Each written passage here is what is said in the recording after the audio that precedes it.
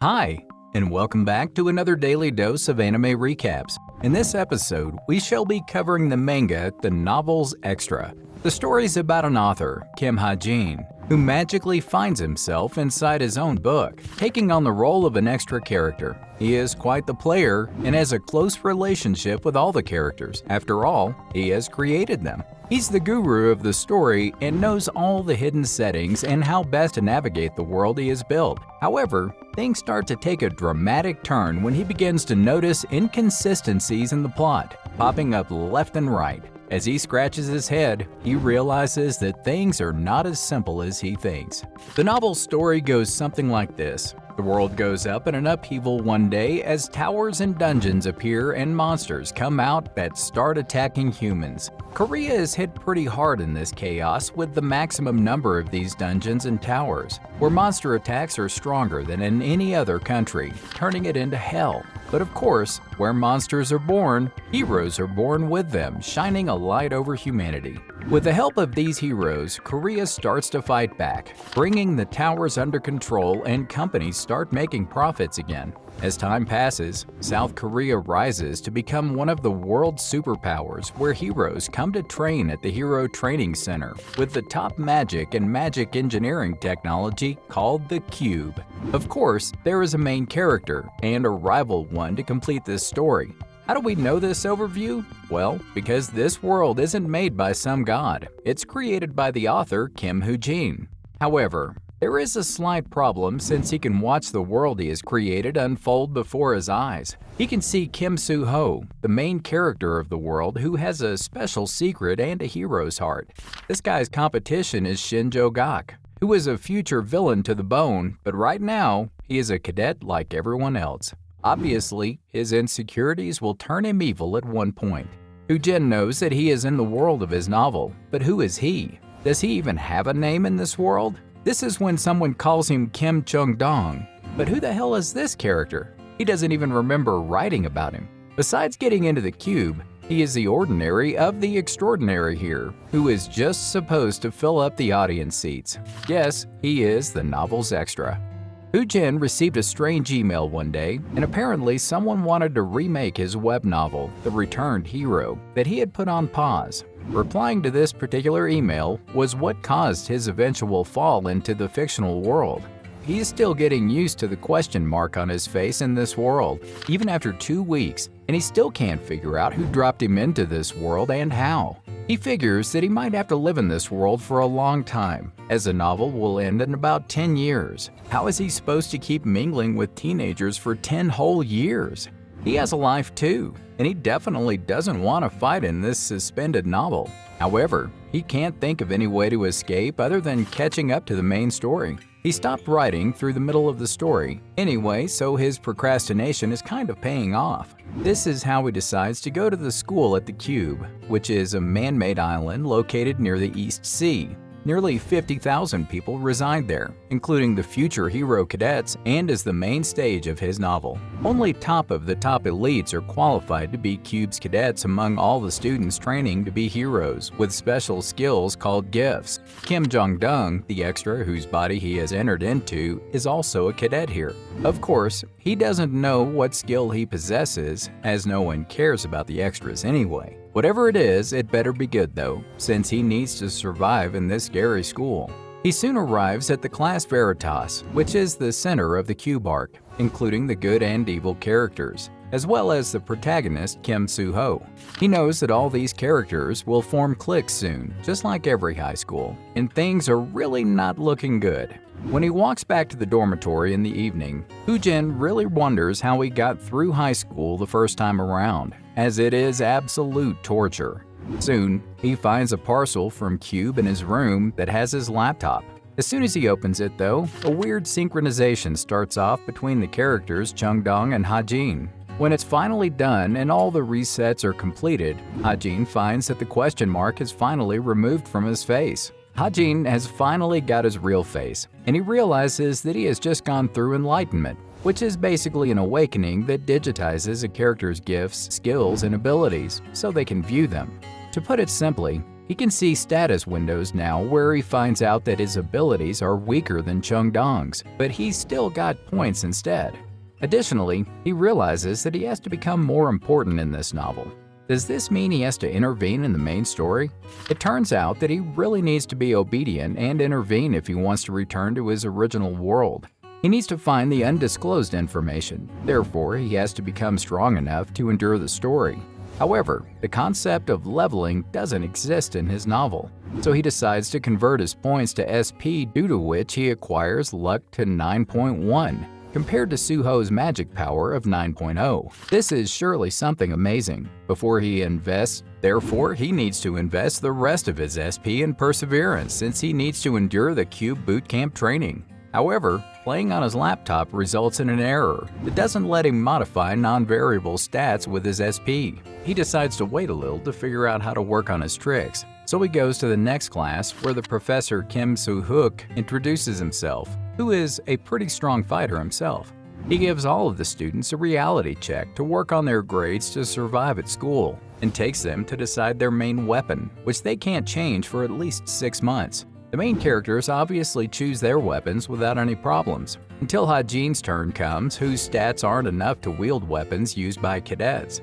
After putting in a lot of thought, he decides on a weapon that he can quickly adapt to. Hence, he ends up choosing a gun.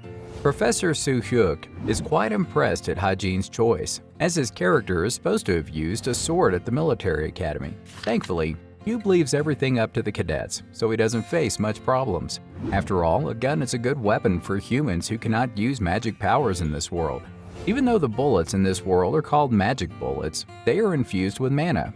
Guns have clear limits in this world, which is why they are not the preferred weapon. Secondly, this world is made up of legends and mythology, where historical artifacts actually exist, and weapons are graded on their origins. Guns clearly have no history here, so no one wants to waste their time on them. Of course, it has nothing to do with Ha-jin, who isn't some cartoon main character and has never even touched a sword before. The next order of business is to get his gift, which can be called an ability. Normally, people get only one gift, but there are some exceptions. This is when Suho meets up with Chae Na-yoon at the fitness center, telling her that there is another sharpshooter in their class, referring to Ha-jin. She is evidently not happy after hearing this, and figures that Ha-jin is just stalling before he gives up on being a hero. Meanwhile, Ha-jin actually does end up selecting the sharpshooter gift that works with bows and guns both, and can actually be raised in the future. Moreover, he ends up enjoying his observation and reading class, which is a good sign. But the day's not over, and it's time for some real training, and all the students go to the plaza. They are divided into teams of 4 members there, when Ha-jin is shocked at finding out his teammates.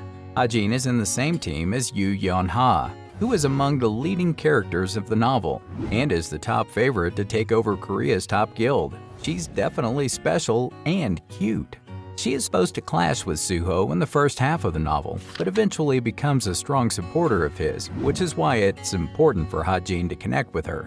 He decides to find a way to get her attention in this training session, and meets the rest of his teammates, Jin and Hazuki. Ha-jin is already famous in his class for choosing a gun, so that is working in his favor. The coordinates of the monster they are supposed to find are sent to their smartwatches. Therefore, everyone gets ready to start searching. Ha-jin gets tired soon enough, though, and is unable to catch up with the rest of his team's speed. Eventually, they find the Black Hump Octopus, which is the monster they need to fight, and begin their strategy meeting. It turns out that the octopus actually shoots out baby octopi that are quite dangerous, and can turn normal humans into mummies. Yoo Yeon-ha decides to attack the baby octopus herself, and it looks like she's trying to exclude Ha-jin from the team already. Team 5 starts off with their attack on the octopus, and finds some difficulties in trying to actually cause some damage. Poor Ha-jin is trying his best, but he is no match for Yeon-ha, who has unimaginable power, who ranks 7th at the cube. She fights the octopus while Jin runs away. However, soon the dangerous baby octopus starts making an appearance, catching her off guard. This is when Ha-jin finally shoots his bullet at the baby octopus, since he really needs to intervene in the protagonist's stories. His teammates are evidently not happy with his little stunt. Soon, more baby octopi start coming out, so he figures that he needs to attack instantly to perform his best. He uses his gift called the bullet time, which slows time for 3 seconds, which makes their movements slow enough for him to shoot them all down. Meanwhile, the rest of his team deals with the giant octopus and kills it, clearing their monster round in 58 minutes. Team 5 is finished in 16th position among everyone, which is not too bad to be honest. Yun-ha is clearly not happy with the results, though, since Chae Na-yoon has a higher score than her. She has wanted to make sure to split up Na-yoon's family from the start, but with this raid, she's going nowhere.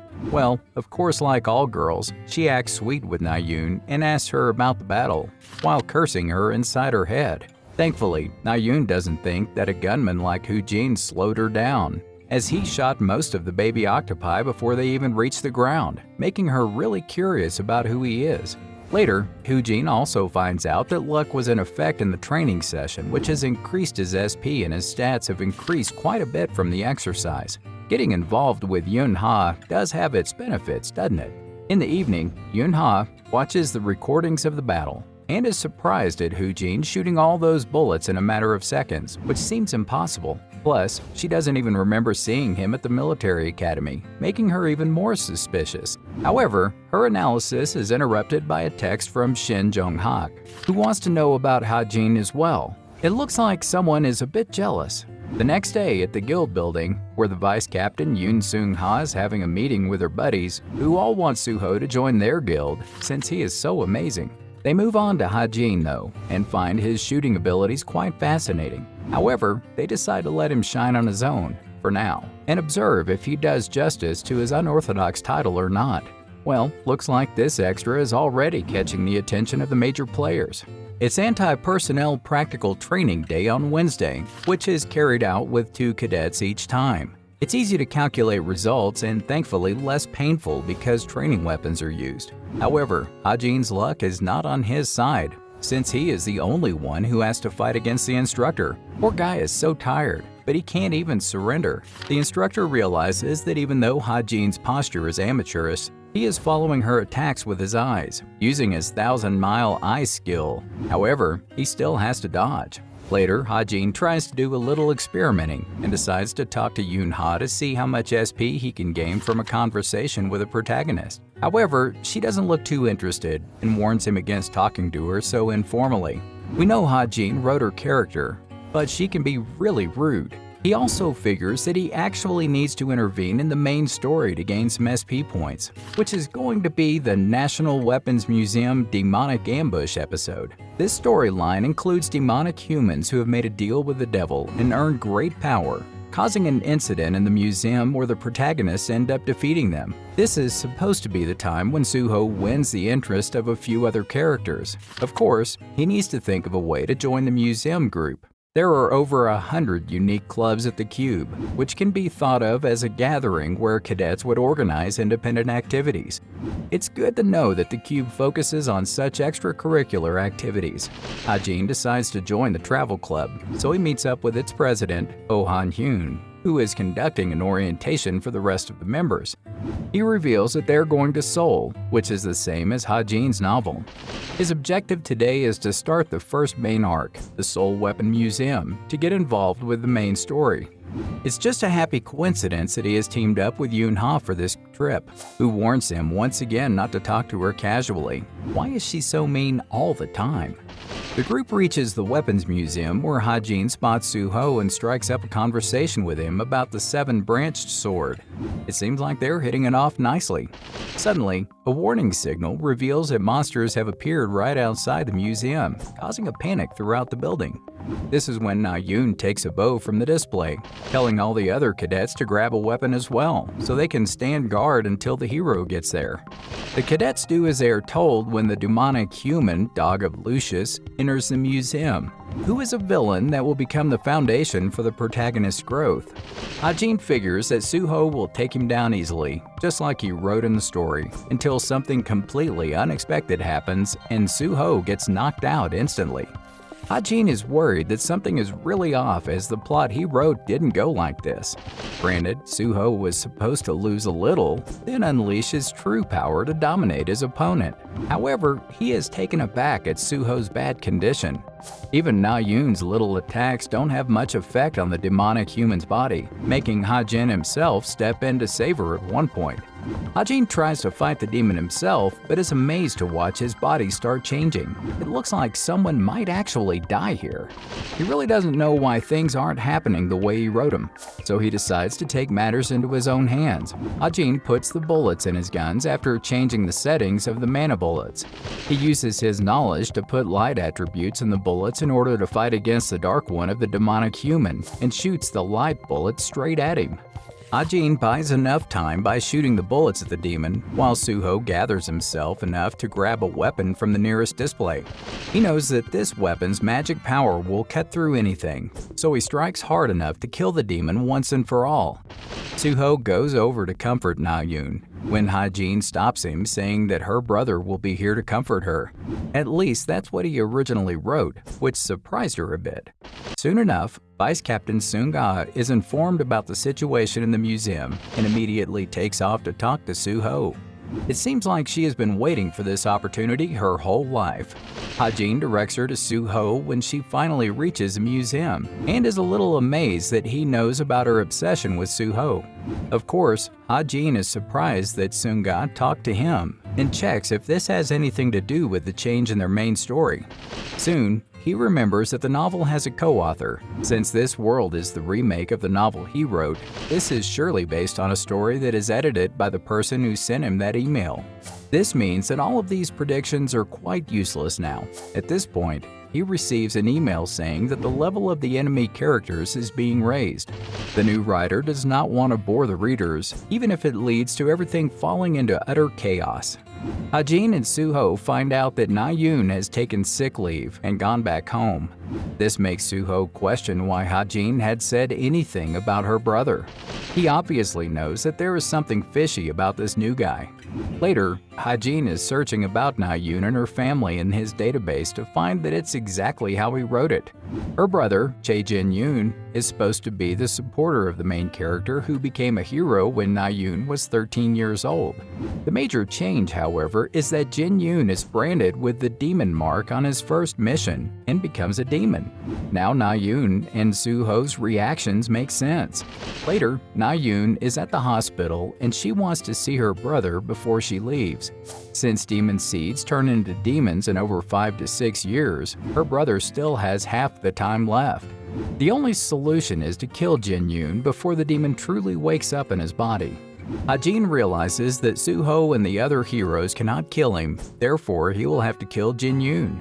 On the other hand, Na-Yoon tries to tell her unconscious brother about the eventful day at the museum. However, she's still angry at Ha-Jin for mentioning her brother.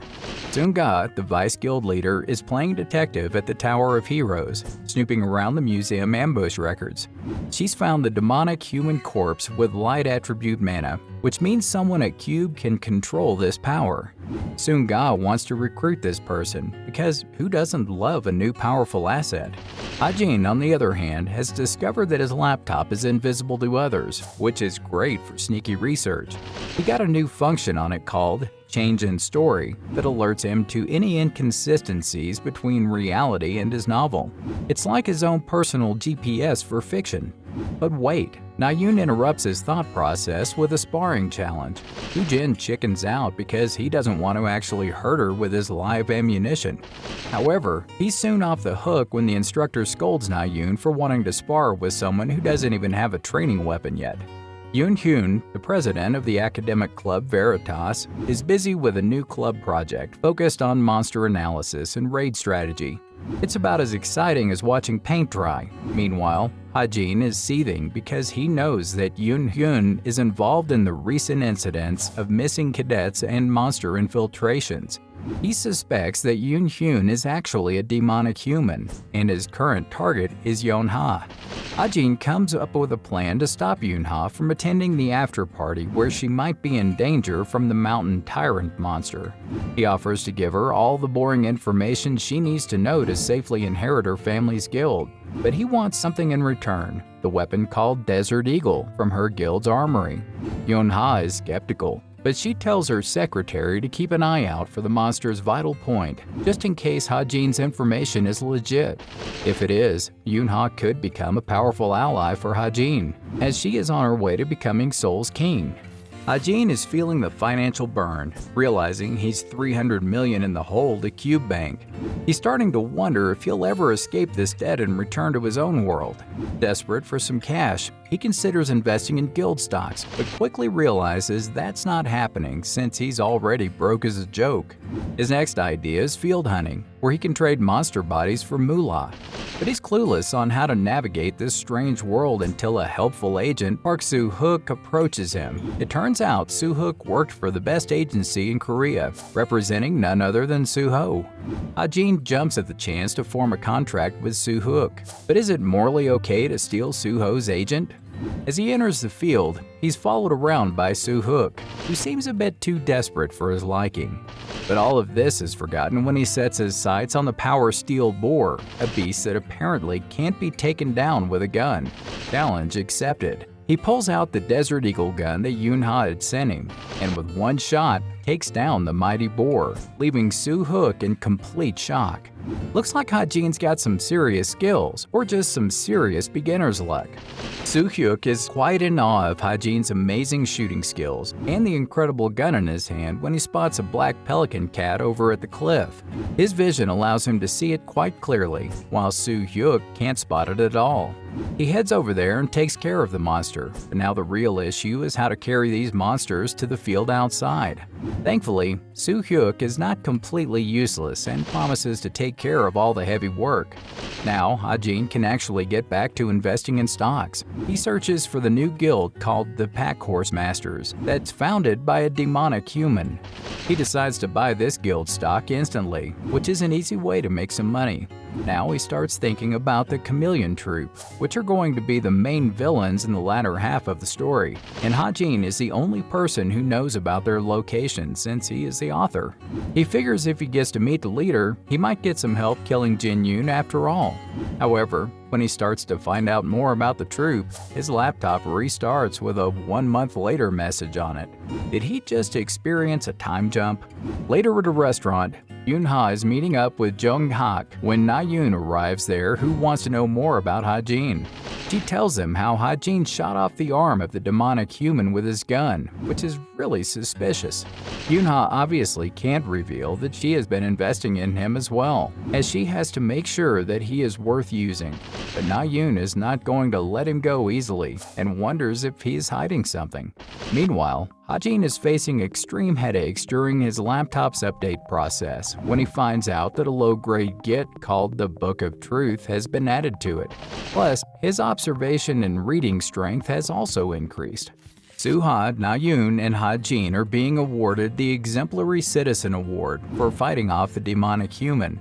But it looks like Na-yoon is still really mad at Ha-Jin. Well, she is even forgetting the fact that he saved her at the museum. How ungrateful. Soo-ho has to intervene between her silly argument and changes seats with Na-yoon to sit with Ha-Jin. At least he has some manners and thanks Ha-Jin for helping out in the museum. This makes Ha-Jin think that they would have definitely won without him too, since Soo-ho is the main character who would have gotten up to fight eventually. At this moment, the supreme hero, Yu Si-hook, shows up looking a bit annoyed. The award ceremony begins and the three recipients walk up on stage. Si-hook can see why all the guilds want Soo-ho, so he tells them not to join any bloody association and work alone. Heroes do have a shit ton of responsibilities and no fun, right? He obviously knows Na-yoon as well and has no interest in looking after her like her father has asked. Is he even allowed to insult an award recipient? Ha-Jin is just glad to have received the award, as it allows him to buy more stocks. Money is surely on the way. Now he has to check the updates on his laptop, so he finds that the stigma, which is the name of the wound on his arm, is quite vague, as the instructions say that he can use it however he wants. A few more details surely wouldn't have hurt, guys. Next up is a laptop internet access, which is the real deal as he has access to numerous websites now, even the illegal ones. The most important website is surely the Violet Society, which has info, weapons, bounties, and acts as a trading place. There isn't one single hero out there who hasn't interacted with the Violet Society, which is exactly why the government has turned a blind eye to it. This is when Sunga, the vice chairman, shows up to give him her business card, which is basically the first step of her scouting routine. Hajin is fully aware that Sunga acts very kind outwardly in the media, but her real personality is quite different. She is quite ruthless and throws out anyone who doesn't meet her expectations. He doesn't need to put this effort into recruiting people then, right? If he does make connections with her, though, it will help him a lot. However, he refuses to even talk to her.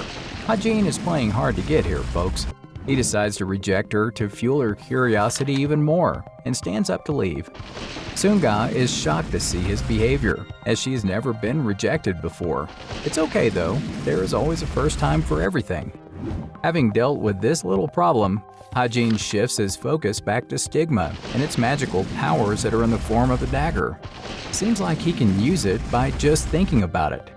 It's quite a relief for him that he can use magic now, so he moves on to learn more about the Book of Truth. Turns out that this book contains the truth and will answer whatever is within the permitted limits. Sounds like magical Wikipedia, to be honest. Suddenly, his emergency alarm goes off, and he sees a collective message on his watch saying that the cube is looking for a cadet that has last seen Jin Haejong. This means that the story's second arc has started, called the Cube Serial Murder Incident. As it is obvious from the title, a total of 6 cadets go missing as the plot progresses, during a period of just 1 month. The case becomes a mess, and the number of missing people increases while the culprit runs free. This arc is especially important because the culprit's last target is Yunha. The next day at the training center, a few boys are bullying Hajin for not being able to handle some weight. He really does shame the entire cube when Suho tries to intervene. Of course, he is stopped by Yoongan, the class president, who doesn't want much trouble. Thankfully, the bullying session is interrupted by the announcement of their quiz results. Hajin is placed on the first position in the results sheet, which isn't surprising since he cheated off the settings. However, Rachel, who is the Princess of England and is placed in second position, doesn't look happy about it. Her bad mood is understandable though, since she has never been out of first place in test results after starting school. We all love a great academic rivalry though. Princess Rachel is being congratulated for getting into the cube where all the heroes are gathered, and promises to work hard to meet expectations for the honor of the royal household. Now she is in the second position though, and looks like she needs to apologize to her citizens. She can be quite dramatic. Maybe she really wants to find out how Hajin studies. Since everyone is praising his answer sheets, maybe she can try to beat all the answers out of him. Back in his room, Hajin figures that he needs to utilize the Book of Truth to get some profits. And he has to invest his SP. Since Cube isn't such a safe place anymore, he is aware that his current gifts aren't enough to face demonic humans.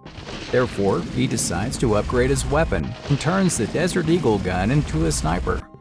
He really shouldn't go overboard with all this editing though. Next up, he has to work on his art, which uses talent and practiced physical skill. He chooses parkour as his art though, which might mean that he's looking forward to jumping off buildings in the near future. This is when he learns that a second victim has gone missing, who will probably end up dead like all the other victims before Yunha.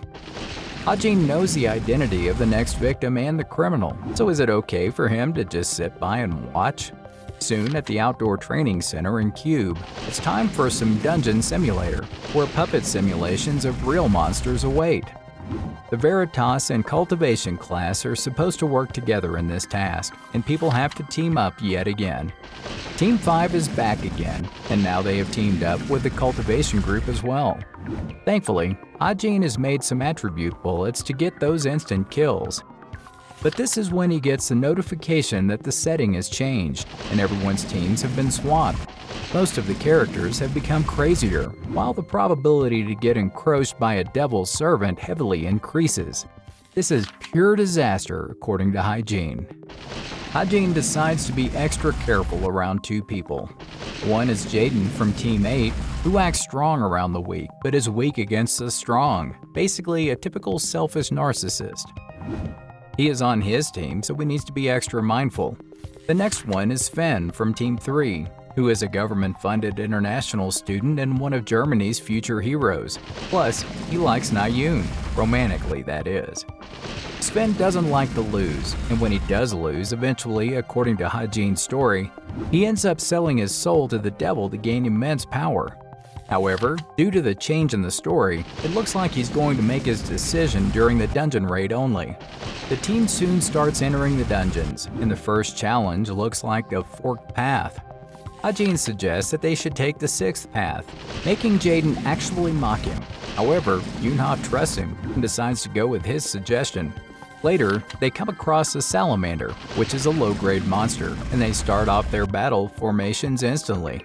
The team works well together to catch and defeat the monster in a matter of minutes, while Yoonha comes up as the most impressive one of the lot. However, their victory doesn't last long, as an arrow is shot at them by a demonic human, and Hajin saves Yoonha from getting hit. Meanwhile, Sven has actually got hit with the arrow, and Nayoon is freaking out about this, until they see a huge monster appearing before their eyes. Is dungeon training supposed to be this dangerous? As Nayoon's team battles a massive monster in the artificial cave, things are looking quite tough for them.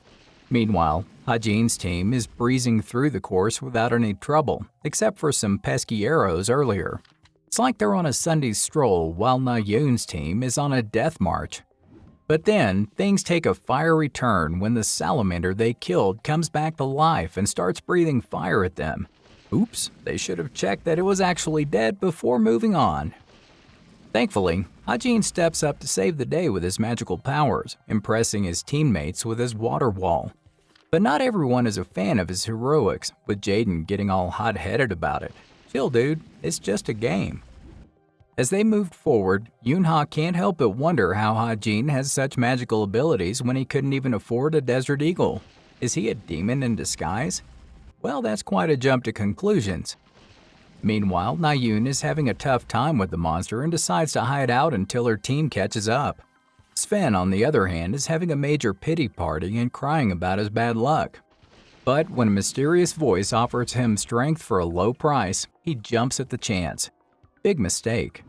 As they're trying to hold him down, the monster decides to crash the party once again. Time to run, folks. Nayoon is facing quite a terrible situation with the golem right in front of her, and let's face it, she might die. On the other hand, Hajin and his team are looking for the boss field, which is nowhere to be found, as they have reached a dead end. The wall in front of them is clearly not supposed to be there, until they find a gap at the top which is about 10 meters high. How are they supposed to climb this thing? Hajin decides to use his art and climbs over the wall to reach the other side, and ends up reaching just in time to save Nayoon from the golem's wrath. He shoots the bullets straight at the monster, diverting its attention from Nayoon to him. Guess who needs saving now? Thankfully, the two teams organize themselves to attack the monster while Nayoon just wants some time to stand on her 2 feet and strike it with all her power. Sven also arrives to help her out, apologizing for being a bit late to the party. Eventually, she does gather herself to face the monster with her bow and shoots straight at it, causing a huge explosion in the dungeon. It's really unbelievable that they've managed to kill the magma golem, which should really be counted toward their score. Nayoon is truly amazing to have managed it too with her finishing move. However, Hajin is a little confused at Sven, who is acting all normal. Sven hasn't been completely demonified yet, which means the plot has been altered again. But it looks like it's just delayed for now, since nothing can change the fact that he has made a deal with the devil. Nayoon also decides to be on her best behavior and goes over to Hajin to thank him for saving her earlier. Hajin is shocked at her acting so grateful, as her life has been riddled with tragedies. Her first tragedy was on her 6th birthday, when she lost her mother because of a demonic human, which made her determined to be a hero in the first place. She trained to death at an age when kids usually laugh and play. Therefore, she had never been able to form deep relationships with her friends. Hence, there hasn't been any situation where she had to say thank you to anyone. Na-yoon really wants to know why Ha-jin lets Jog-hak's little posse bully him so much when he is so strong. He should really be able to beat those bullies with one punch, right? Of course, Ha-jin doesn't think that he can beat them and reveals that his gun is a private weapon, making Na-yoon lose her mind. Apparently, the cadets get expelled for using a private weapon. Ha-jin knows all these rules though, and has found a hack to hide his weapons in his stigma, making it impossible to find. Na-yoon is still curious about his strength and wonders if he has a gift that strengthens firearms. Ha-jin has to get her off his back, so he agrees to this theory. He again refuses to apologize for mentioning her brother, as he wants to maintain an awkward bystander relationship with her since he has to kill Jin-yoon. This is when the alarm goes off, telling all cadets to suspend the raid and exit the dungeon as quickly as possible. It turns out that several problems have occurred in this raid, including the malfunctioning of some cameras and real monsters invading the dungeon. The examiners obviously realized these problems too late. Therefore, Cube has reassured the cadets that they would independently investigate the serious incident that took place. In other words, the demonic humans who have taken up the executive seats of Cube have successfully covered up this incident, but let's worry about Sven for now. The side effects of a contract with a demon are hypertrophy of emotions and obsession, which means the worst case scenario would be if he goes all crazy when he is alone with Na-yoon. Ha-jin has to prevent this scenario, so he starts checking Sven's and Na-yoon's tendencies. He begins by checking their private messages, making him turn into a legit stalker. After reading these messages, he finds that there is a hunting club this week, and according to the original plot, this is the day Sven actually goes crazy. Ha-jin plans to follow them to this little hunting thing when he gets a call from Suho, who is wondering if he is free the coming weekend. Ha-jin has reached Mount Gari, which is basically a mecca for martial artists. However, some people also roam around here to collect valuable items. One of them is Kim Yoon-jun, who is really annoying Ha-jin by showing off his experience. Thankfully, Ha-jin runs away from him and ends up finding a root.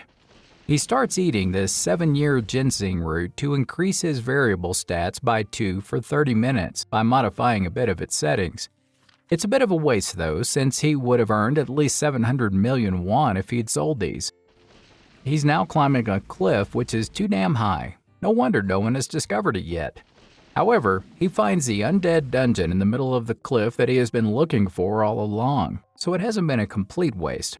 The dungeon's boss is an intermediate grade 1 monster called the Death Knight, and Ha-jin is definitely no match for it, even after eating that brute. It doesn't matter though, so he enters the dungeon rather confidently because his objective is the dungeon's hidden stage, not a boss. He moves on to find the number of undead rising with each step, which means that he is approaching Evangel's abode. The Witch Evangel is the hidden boss of the dungeon, who will set up Evangel's castle in the future, making it the worst undead fortress in history. He is only aiming for Evangel today to obtain 2 items from her. One is the growth-type weapon Ether, and the other is Evangel's seed. He reaches a passage that leads to a little girl who is sitting rather peacefully. She is supposed to be the younger Evangel, and Ha-jin has to kill her because a mature witch is much harder to kill, and they must be killed when their body and intelligence are incomplete. Ha-jin has a moment of weakness, as he doesn't really want to kill a little girl, but he snaps out of it because this must be done. He unleashes his stigma and turns the light attribute magic power into a spear, striking her down as quickly as he can. However, he finds her still alive and figures that the girl is just a reflection of her nature. Thankfully, he acquires the 2 items he came looking for in the first place, so this is surely an accomplished mission. Ha-jin's variable stats have grown tremendously thanks to Ether, and the attachment effect is especially cool. With these stats, he can finally call himself a Cube Cadet, but the most important earning is Evangel's seed, since he is sure that it will become an important ally if he grows it well. Growing the seed is pretty simple, as he has to feed it a small amount of blood instead of water. However, he has to be careful about whose blood to feed it with, since the witch's nature and tendencies change depending on whose blood it's fed. Of course, he can't go around asking his classmates to give him their blood. They'll surely think he's a weirdo. The next day, Ha-Jin goes to join the hunting club as everyone is gathered in the Gangwon-do field. While the club's president narrates their objectives of hunting animals to pass some time, Ha-Jin can't help sweating due to nervousness. As for today's episode, he only narrated the general ending of his story, which states that Na-yoon gets severely injured, and Sven dies from the aftermath of a demonic human's rampage. This was basically supposed to be a plot device to make Suho care more about Na-yoon. However, the thing that's bothering Ha-Jin is the fact that Sven's setting is different from the original work. He hasn't gone full-on crazy, and is even using the power of a demon quite slightly, making him wish that he could take him out right away. Of course, he'd probably lose if he fights him. Meanwhile, Na-yoon thinks that Ha-Jin keeps glancing at her direction because he likes her. She's really getting the wrong idea here, since he has only been watching Sven, who is right next to her. Sven tells her to be careful of Ha-Jin and hints toward the disappearances at Cube lately. But she disapproves of his accusations, looking like she's warming up to Ha-Jin after all. Sven and Na-yoon go together to start hunting, and it turns out that Sven has won their bet after killing the most number of animals. Now, Na-yoon has to fulfill his wish, so he tells her that he wants to go out with her. He could have worked on a more romantic proposal though. Of course, Ha-Jin is hiding in the bushes watching their little exchange as he is aware that Sven contracted with the demon of lust, Asmodeus, which has amplified his desires. Na-yoon is a little surprised at this proposal and turns him down since she only likes guys who are stronger than her. She really should not have said this. Sven is a little agitated and declares that she will surely like him if he is stronger than her. This is the right time for him to show his demon side, shocking Na-yoon even more. Ha-Jin steps in between them to protect her, using his shield, but Sven is too strong and easily picks up Ha-Jin to start choking him with one of his octopus-like arms. What makes it worse is that he keeps declaring his love for Na-yoon while trying to kill Ha-Jin, and she is clearly not impressed. She starts yelling at Sven and wants him to let Ha-Jin go, while she picks up a weapon and unleashes her true potential in a fit of rage. Na-yoon has dealt with Sven in an amazing way, but passes out almost instantly. Ha-Jin has to carry her on his back, until eventually she wakes up, threatening him to put her down. He gives in to her wishes and puts her down. However, soon she finds out that her legs aren't working currently. It might be her first time experiencing magic power exhaustion, which means that she won't be able to walk around for 2 days. Obviously, Ha-Jin has to keep carrying her, so he asks her if she intends to keep using her bow. It turns out that she unconsciously unleashed her gift while fighting Sven, which can dramatically increase her abilities. Her supreme sword can massacre hundreds of monsters and demonic humans with a single slash. For her true future, she needs to let go of her bow, but she is really not happy with this suggestion. She lashes out to him, and he figures that she still has a long way to go.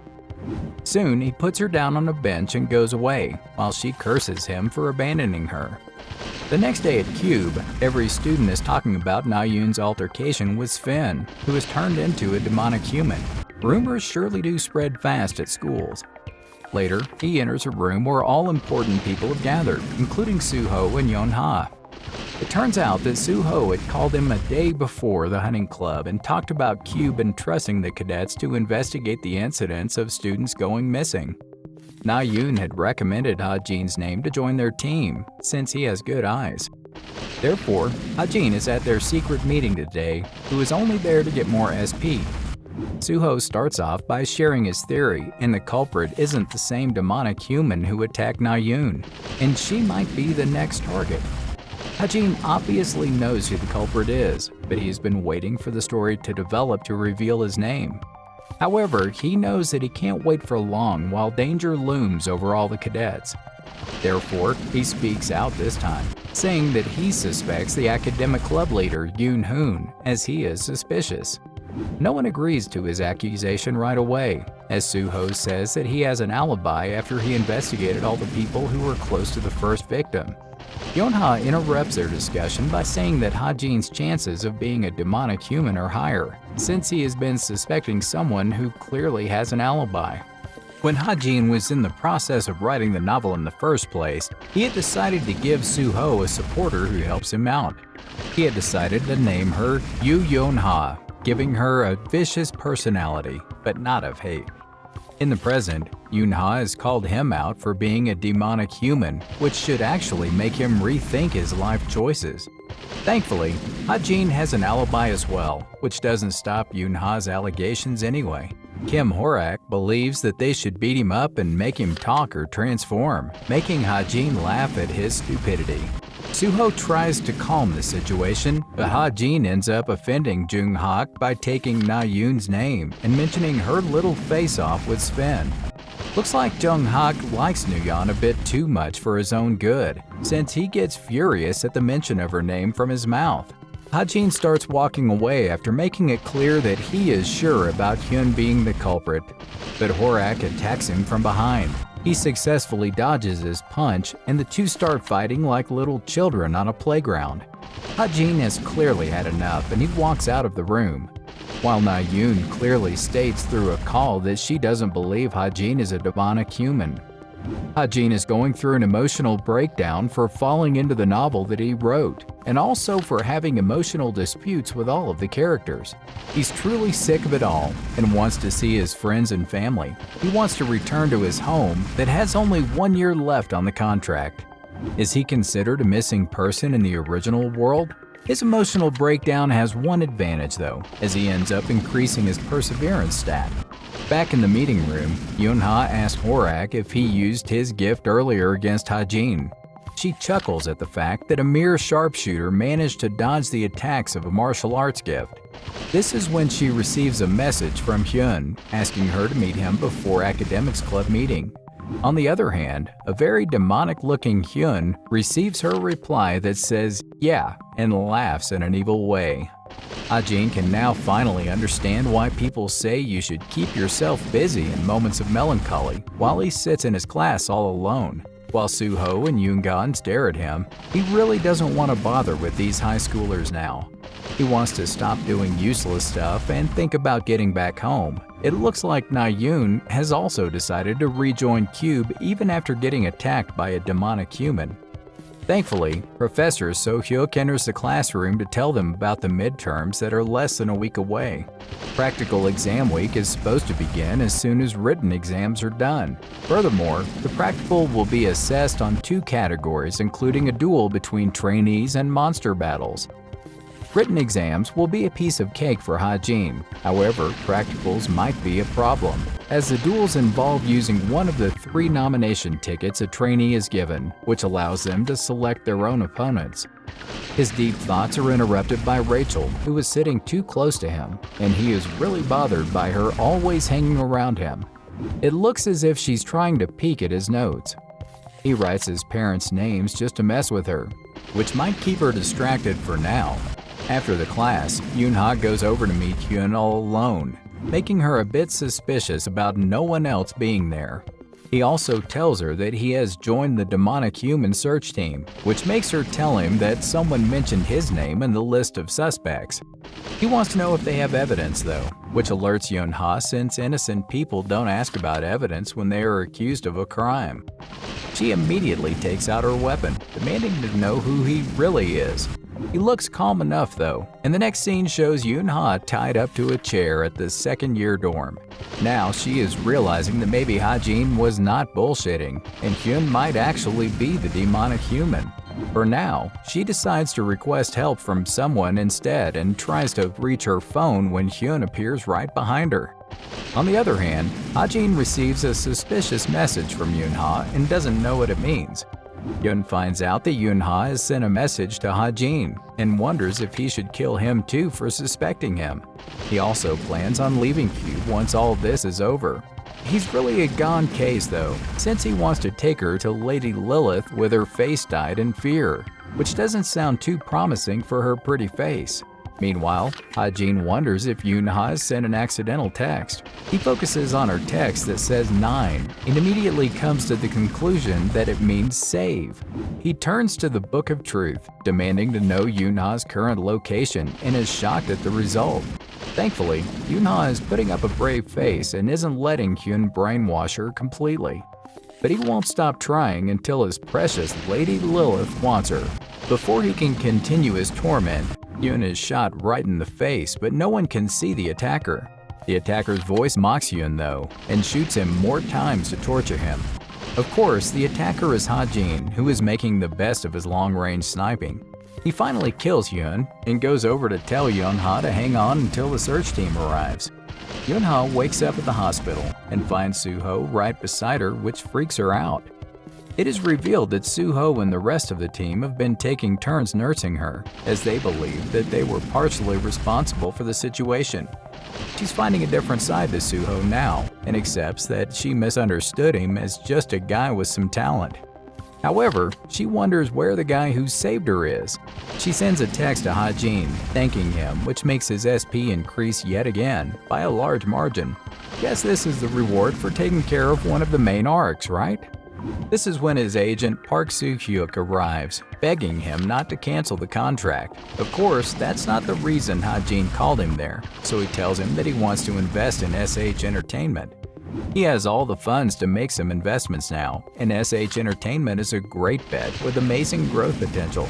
Park is quite afraid of taking a huge sum from him though, until Ha-jin talks him into it.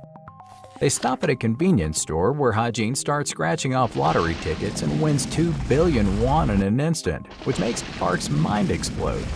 He invests this sum into SH Entertainment as well and gives it to Park. Meanwhile, a young boy reports a few incidents to his boss, the leader of the Chameleon Troupe, about the Pack Horse Masters being listed, and someone investing into its stocks like crazy. She looks uninterested, while the boy keeps on going on about some new listings on the Violet Banquet. Now, the boss starts wondering about Sibei's midterm exams, as she knows that the two hot topics are Soo-ho and Jung-hak.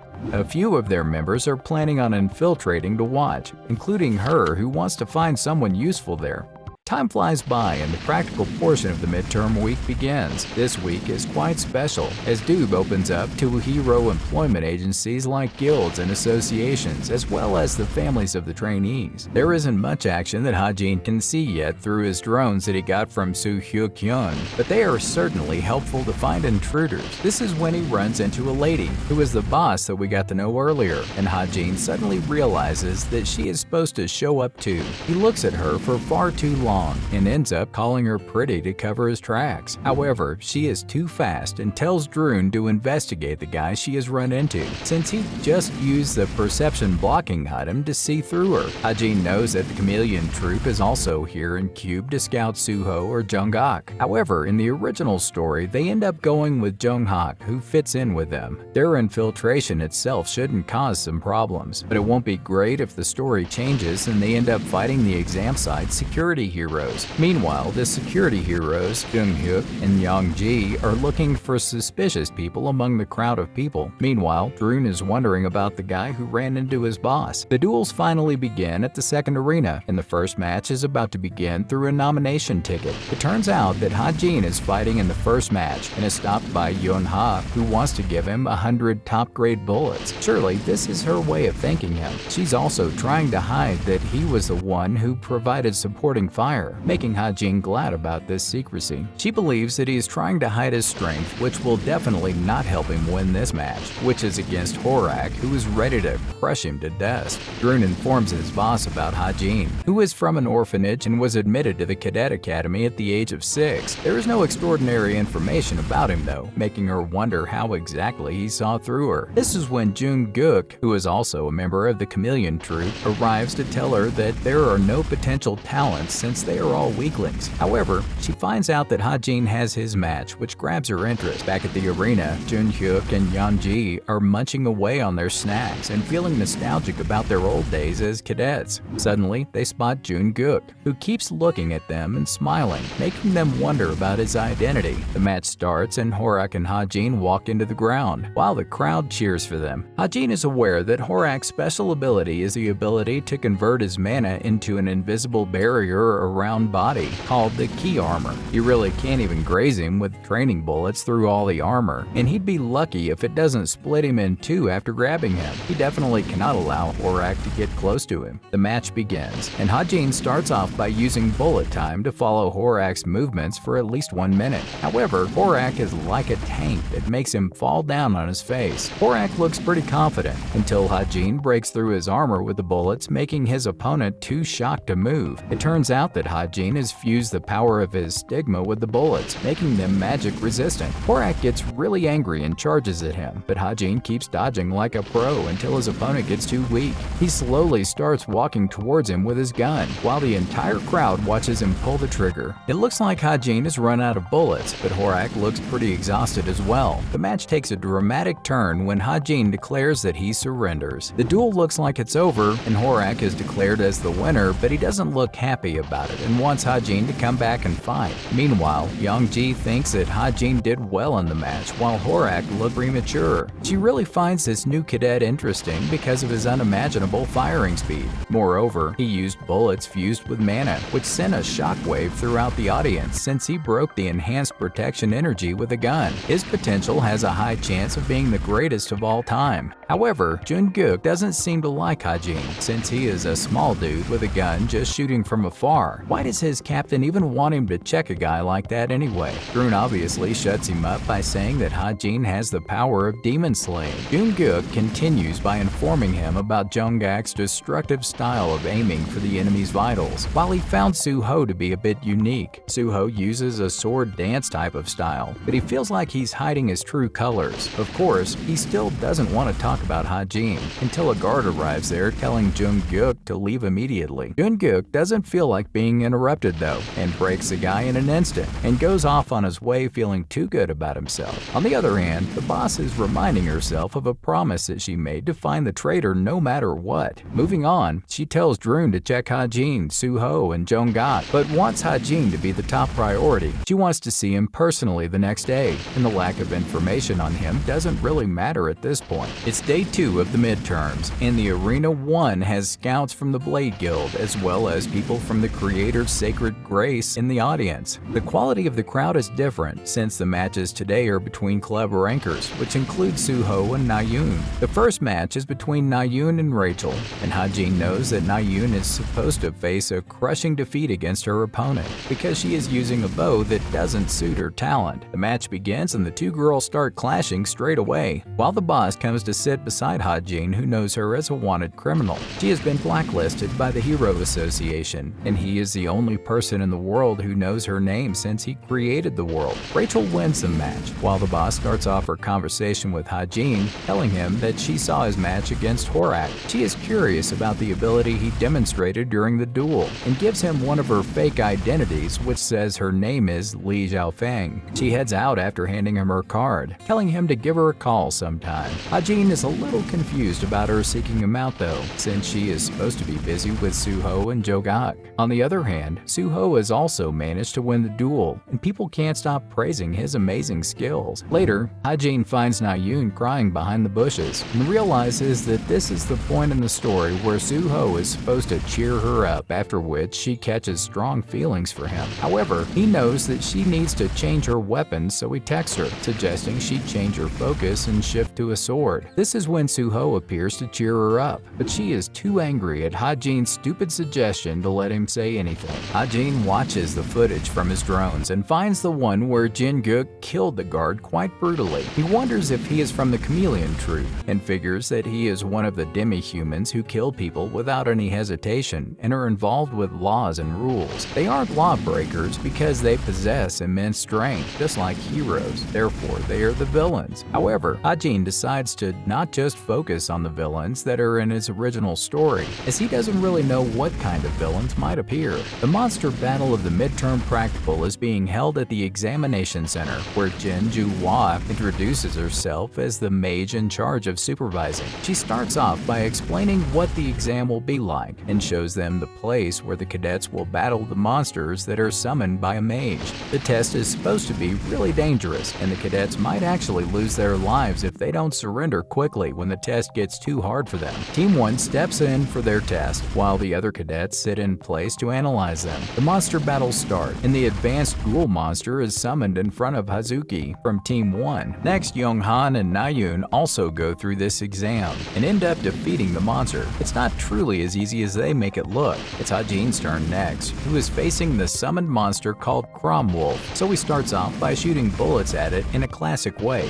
He might actually win. However, a sudden earthquake-like shock sends a wave of panic throughout Cube. Jun-hyuk is on guard, while Young-ji tells him to be on his toes since one of the guards got killed the previous day. He goes on to investigate the origin of the jolt that Cube just faced and reaches the ocean floor to find a guy with a weird beard there. The new guy looks ready for a fight, and regretfully, the exam has to be stopped midway. Ha-jin and his team are told to evacuate the building where they're classmates, making him wonder what exactly is happening out there. Ha-jin is hiding from the Cromwolf monster since the summons haven't been canceled yet. He's sure that something's really wrong here and wonders if the demonic humans are within the dispatched mages. This is when he spots Rachel coming face to face with Sir Lancaster, and this is one story that even Ha-jin doesn't know about. It turns out that Sir Lancaster has also sold his soul to the devil, which is quite obvious from his black expression. Sir Lancaster doesn't believe that he has sold his soul, since a new lord has simply taken in his soul that was betrayed by the very country he devoted his life to. He's surely really bitter. It's meaningless to talk any further though, which is why Rachel takes out her weapon and charges at him. However, she is shocked to find her sword go through his body without causing any harm.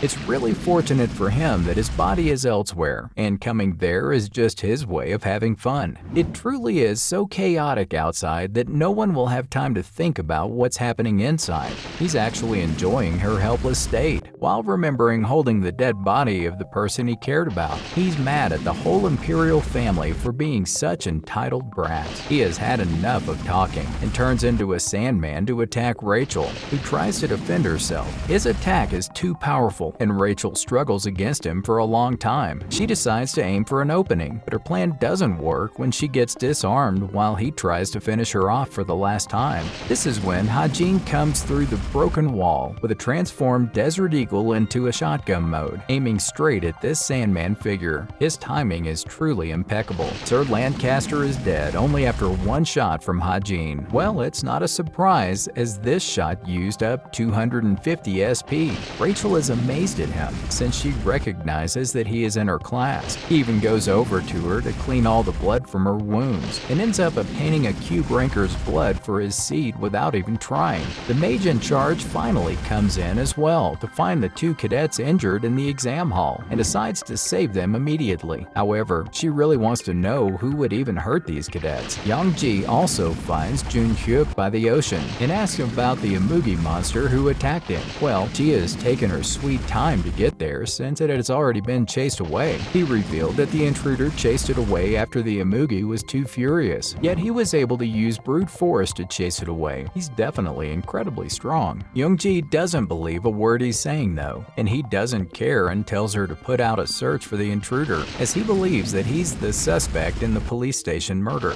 Looks like the midterms are a true bust after the appearance of these intruders and monsters. Cube executives can't surely get away from being reprimanded after this incident. To sum things up, the Cube monster incident has become a well-known issue all over the world, and the midterms are postponed. Luckily for the cadets, since they are able to enjoy a 10-day holiday, a monster attack isn't all bad for these heroes. Meanwhile, the story change message is also on Ha-jin's laptop, and he finds Alex Lancaster's name on it. He remembers that Lancaster's main objective would be to conquer UK nations, according to his original story. However, he has become stronger in this new version and has appeared much sooner. Of course, Ha-jin wishes that he has made a greater number of kinder characters now, after facing so many villains non-stop. On the other hand, Na-yoon receives her appraisal report for the previous test and finds Suho's comments about her performance that commend her skill sales, but he believes that she lacks confidence. She's embarrassed about his comments but decides to keep using a bow no matter what anyone says. However, the next comment, which is actually too long, makes her truly furious, even though it's completely anonymous. Hajin has fed Rachel's blood to the seed since it needs human blood for the witch Evangel to be born. Hopefully, she won't turn into a villain, as Rachel's blood is supposed to make her positive. His hopes are put on pause though, with the starting of the second stigma. This is clearly not a good time to go through all this. Next day, he is with his agent, Park, who asks him about his tired appearance. Hajin ignores his question though and continues to probe him about the business. Thankfully, Park's sales have become easier and customers have increased, making him more relaxed now compared to when he was going around the field. This is surely all thanks to Hajin and his investments. There are too many people at the entrance of the field though, and people spot the members of the Essence of the Straight Guild entering the field. This is Yonha's guild, who is also with her guild members, making Hajin wonder about her activities. Yunha spots Hajin as well, and goes over to him to find out that he is here to earn some money with his agent. Come to think of it, Yonha and Park would make a really strange combination. He knows that Park would have been Suho's agent if this was according to the original story, after which Yunha also made a huge investment in SH. But the problem is, if Yunha considers SH a good investment without Suho. Suddenly, Yunha sits in the car beside him, saying that she will accompany them for the hunt. Of course, Hajin has no choice but to agree. Soon, she comes to the point and invites Hajin to join her guild, since she wants to make it the best guild in Korea when she becomes the leader. She believes her offer to be quite great, since she is offering a well-known agent to Hajin as well. Park surely doesn't like this idea though, and smashes the brakes hard to hit her in the head with the front seat. He believes that they have arrived at the monster's point, finding it hard for Yonha to believe that a normal agent like him has found the monster's point. Park obviously shuts her up after giving a little speech that shows his intellect to Yonha and makes Hajin proud of him. Hajin leaves to go hunting, leaving Yonha behind, who ends up asking for Park's business card before going off on her own hunt. It's 10 days after the midterm incident, and the suspended classes have resumed to welcoming the returning cadets. The results for the midterms are also on display, and Hajin has naturally ended up getting the first place. Jonghock's bullying lackeys have also been laid off after he taught Horak a lesson in the duel, thankfully. He enjoys his peaceful life at Cube when someone throws a punch right beside him. It's Na-Yoon who looks too aggressive, demanding to know if it was Hajin who wrote the anonymous comments about her. She's not even letting him deny it, as she is sure that he is going to lie. Of course, Hajin owns up to writing it since he just wants to help her. However, Na-Yoon believes that she never asked for his help. She places a bet, saying that she wants to teach him personally about how difficult the bet is. Hajin accepts the bet, saying that she will have to give up on the bow if he wins. He knows that the bet will be as good as his if he can raise his master sharpshooter proficiency to grade 6, and he really wants to show Na-Yoon that she is much better off with the sword. Later, the president of the travel club, Oh Han-hyun, announces France as the club's destination this time. Hajin knows that the next episode is about the assassination of the Paris tycoon. This episode starts with an assassination threat to the French tycoon, Bethel, from a murder group. Bethel is seen as a man of gentle character, but that's all a lie. In reality, his actual name is Burbot, who is a natural-born con artist, a scum among scum that amassed wealth by tricking countless people. But the footstep of darkness targeting him is the real deal now. It turns out that he has offered his mansion as the place for the cadets to stay, since he is scheming to use the cadets as guards for his mansion. Hajin soon gets his job as the first truth broker to find the con artist that fled after scamming his client's family. And after finding out the guy, he is a bit surprised. On the other hand, the Chameleon Troupe takes a vote on recruiting Hajin to their team, and majority of the members approve giving him the black color as well, which belongs to the most powerful member of the troupe. The boss also gives an invitation to Jane to a VVIP party in Paris, but the location of the mission is kept a secret for now. All the cadets have gathered near the portal, where they have to find out who their teammate is. 10 seconds later, they reach Paris through the portal, making Hajin wish that these things existed in the original world as well. Would save a lot of time, wouldn't it? Unfortunately for him, though, he has been teamed up with Na-yoon, and neither of them look thrilled about it. Young-han is having the most fun, though, as he is getting a chance to meet his girlfriend Natasha, who is the team doctor on the trip. The cadets split up after the president tells them to go gather back at the same spot at 7 p.m. for the party, and everyone goes on their way with their teammate. Ha-jin tells Na-yoon to follow him, and it looks like their first priority is to find something to eat. It turns out that he has managed to make a reservation at the best restaurant in Paris, which impresses even Na-yoon.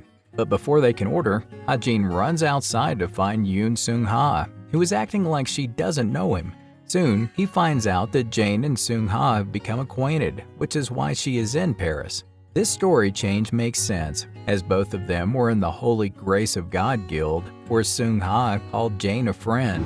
However, Jane betrayed her at the most critical moment, whose true identity was the Chameleon Troupe's Yellow, Jane Ballerine. Meanwhile, Seung-ha can't wait to meet her old friend Jane, as she believes that she will definitely attend the party.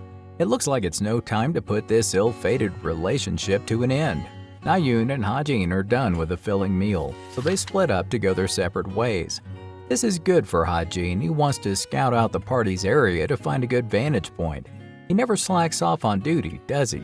The party begins in the evening, and every cadet looks like royalty in their shiny gowns and suits. But Ha-jin is the only one who is looking at the building from the outside, keeping a close eye on all guests.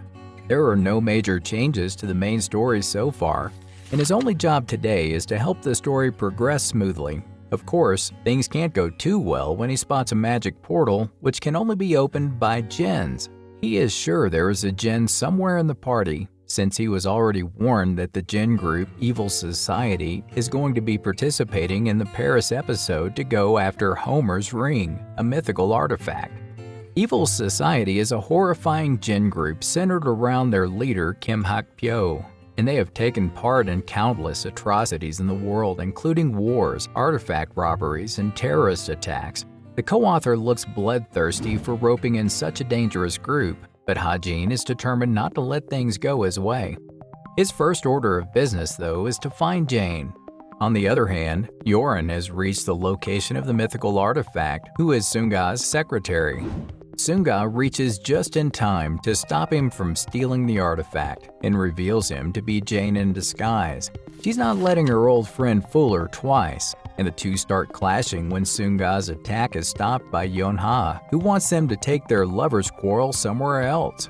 Yeon-ha reveals herself to be one of the hero cadets from Cube before Seung-ga breaks her whip that has been holding her sword. While Jane makes a run for it, Seung-ga chases after her to finish her off.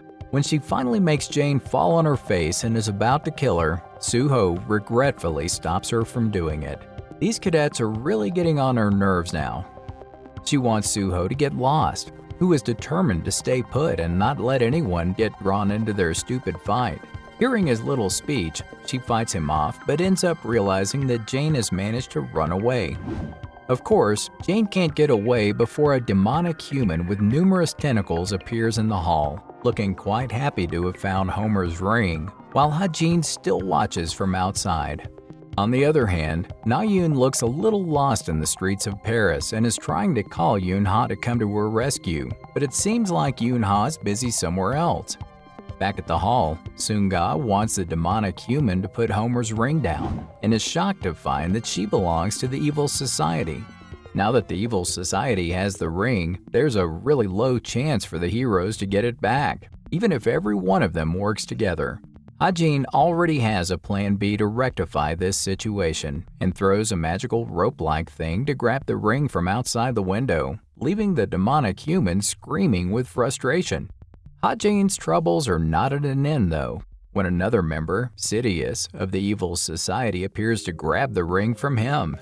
Sidious looks impressed with the technique he used to steal the ring, but since he is so full of tricks, Sidious can guess that he is the person who is giving them trouble in their perfect plan.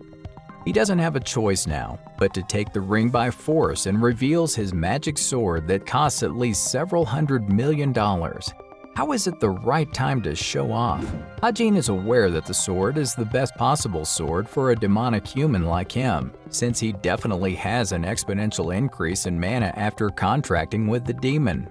He tries to do something about the sword, however, Sidious is proving to be quite fast for him as he keeps dodging his attacks. Ha-Jin tries to have a talk with him, but Sidious knows that he is just trying to buy some time. He isn't worried though, as he knows that Ha-Jin is weaker than the other cadets fighting inside the mansion. He decides to kill him instantly and get it over with. However, he finds that his sword is not working anymore. Turns out that Ha-Jin's extreme luck has activated and has weakened the magic sword. Moreover, Ha-Jin uses his remaining stigma and changes it into light mana to shoot Sidious right in the face. Meanwhile, Na-Yoon has given up finding the party location after getting lost and is chilling on a bench when she notices the police cars that have been quite noisy for a while. Soon, she finds Ha-Jin at the bench beside her, who passes out instantly, which gets her really freaked out. Ha-Jin is dreaming about the real world, where he just finished the CSAT exams and his parents are comforting him for messing it up. Later, he wakes up in a strange room, having no idea where he is. Ha-Jin has completely woken up to find Na-Yoon screaming at him for being too heavy to carry when she is asked to step outside. Natasha tells him that he just has some mild exhaustion, and he finds out that he is in his room at the mansion. He's more worried about the episode The Assassination that's about to begin, and is glad that he woke up before the case began. He really needs to get his priorities straight. Thankfully, Natasha and Na-Yoon leave, while Suho stays behind to cut some apples for his roommate. Ha-Jin also finds out that Jane has safely escaped from the party after the Jin also ran away. Ha-Jin starts wondering about Suho's righteousness as a protagonist, but can he really overcome a difficult situation that is being distorted by an unknown being? Can he really send Ha-Jin back home? They start discussing about Na-Yoon's archery and her need to change her weapon, and it looks like the both of them share different opinions in this regard. On the other hand, Na-Yoon is also really angry at Ha-Jin for pissing her off once again when everyone hears a person scream. The next scene shows the tycoon, Bethel, dead in his bed in a pool of blood, while his maid keeps screaming. All the cadets are wondering where the scream came from when Suho literally jumps from the 3rd floor to the ground to find that Bethel's been murdered. Technically, he should have broken a bone or two after such a high jump. Natasha declares him dead already and tells the cadets to return to their rooms when Ha-Jin turns on the lights and goes over to the dead body. When Natasha tries to stop him, he just points his gun at her, declaring that she is lying. Apparently, Bethel isn't dead since he's the villain who deceives people with his fake death to escape the crisis he is in. Ha-Jin also knows that he joins the demonic humans, but his villain role is highly improvised. Therefore, even Ha-Jin doesn't know what the future holds. He decides to tell everyone about Bethel's plan, proving that his wound is too shallow and shows everyone that Bethel is actually a con artist named Burbot. He decides to count to 3 before shooting straight at Bethel to prove that he is just acting, when Natasha comes in between to save him, revealing that he is actually her father. Moving on from the family drama, Ha-Jin tells the butler to call the heroes since they have caught a wanted criminal. Natasha is arrested while her father is taken to the hospital, as their assassination incident is revealed to be a self-fabricated scenario so that Burbot could get away from his crimes. Natasha's boyfriend, who is a cube cadet, helped them foolishly by bringing the plant that makes people go into suspended animations. Burbot had even bribed the police to switch his body when he got transported, so that he could be dead on paper. However, that's no longer the case, since Burbot is now arrested by the heroes, making Ha-Jin glad that his first task is completed. This is when he gets interrupted by Yeon-ha, who has started to believe that he is a kind of Sherlock, but he obviously doesn't give a straight answer to his questions. Suddenly, he starts wondering about his character Chundong's family history.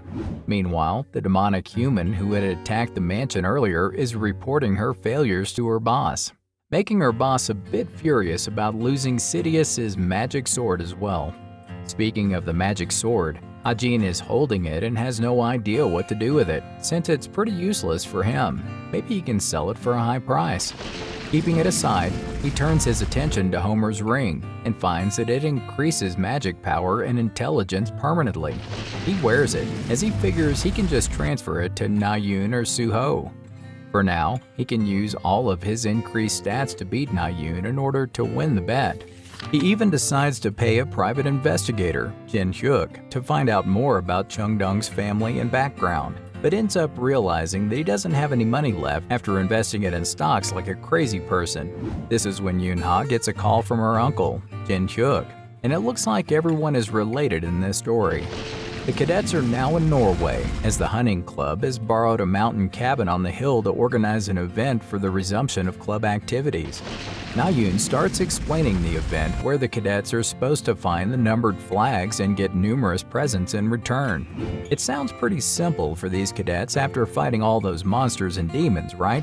Na-yoon is really not happy to find out that Ha-jin is on her team again, but they decide to make it work this time. Ha-jin is pretty comfortable in his amazing functional coat that Rachel gifted him, and he doesn't even have to worry about the cold. He really should have created 100 more kind characters like Rachel, but it's too late for that now. They spot their first flag high up on a hill, which is quite stupid as no one would climb that high up. But never mind, Na-yoon goes ahead and starts climbing anyway. Thankfully, Ha-jin has a better plan and throws his knife infused with mana to grab the flag without even moving from his spot. Their reward turns out to be Sunga's contact details, and Ha-jin doesn't mind giving it to Na-yoon right away, since he already has her number. On the other hand, Yoon-ha is trying to figure out how Ha-jin knew about Burbot being a criminal since he had no point of contact with him. She comes to the conclusion that he just memorized the global wanted criminals list to find that culprit that did something wrong to him in the past. Since he is an orphan, it could have been that his parents were murdered. However, she decides to dig deeper into his past to get the opportunity, which will put herself in an advantageous position when she tries to recruit him into her guild. This is why she calls up her uncle Jin Hyuk, hiring him to investigate everything about Ha-jin's past and background with his abilities to experience the past.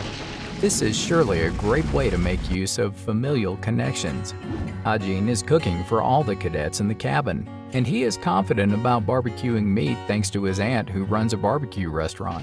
Meanwhile, all the seniors are telling them to be careful about the end-of-terms exam that can potentially break friendships.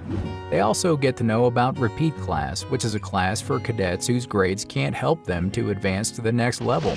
Furthermore, around 20% of the cadets end up contracting with the devil out of all the pressure from the exams.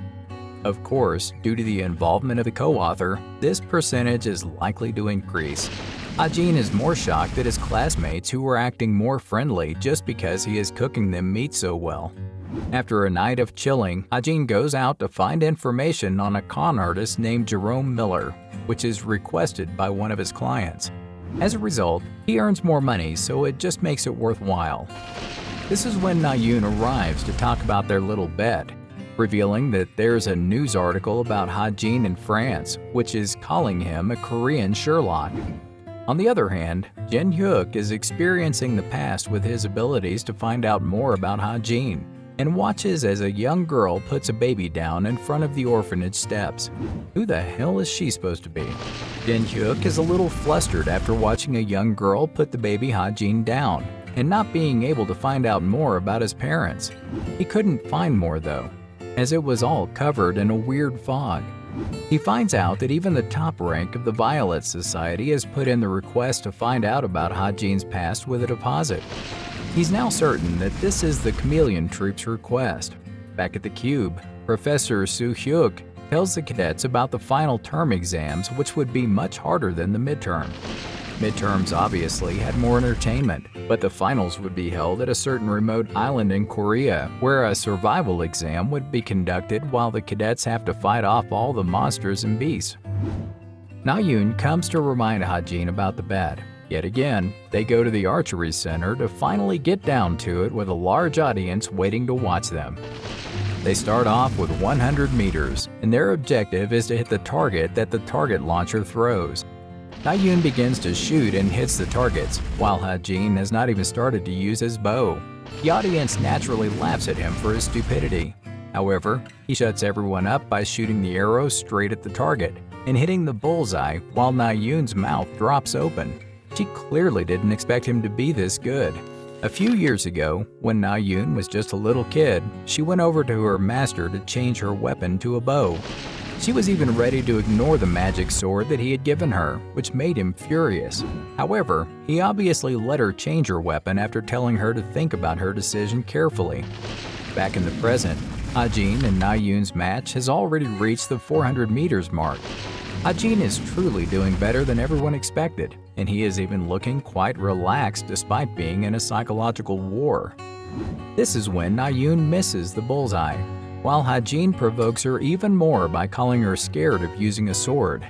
He even goes so far as to tell her that she won't be able to kill even a single demonic human or avenge her family if she keeps using a bow. His comment actually gets to her this time, and she shuts up, missing her target, making Ha-jin win the bet at last. Later, Yeon-ha finds Na-yoon crying about Ha-jin mentioning her family once again, so she decides to fix their relationship for her own benefit of recruiting both of the talents into her guild. Yeon-ha tells her that Ha-jin has no family, which is he relates to her and wants her to have a good life. This makes Na-yoon actually think about all the times Ha-jin has helped her, and she looks quite determined now. Maybe she has finally made a decision for herself.